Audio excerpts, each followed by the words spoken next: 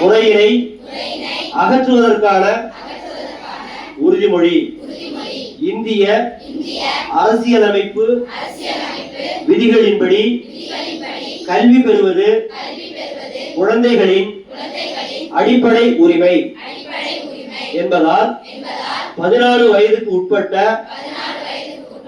குழந்தைகளை ஒருபோதும் எந்தவித பணிகளிலும் ஈடுபடுத்த மாட்டேன் எனவும் அவர்கள் பள்ளிக்கு செல்வதை ஊக்குவிப்பேன் எனவும் குழந்தை தொழிலாளர் முறையினை முற்றிலுமாக அகற்றிட சமுதாயத்தில் விழிப்புணர்வு ஏற்படுத்துவேன் என்றும்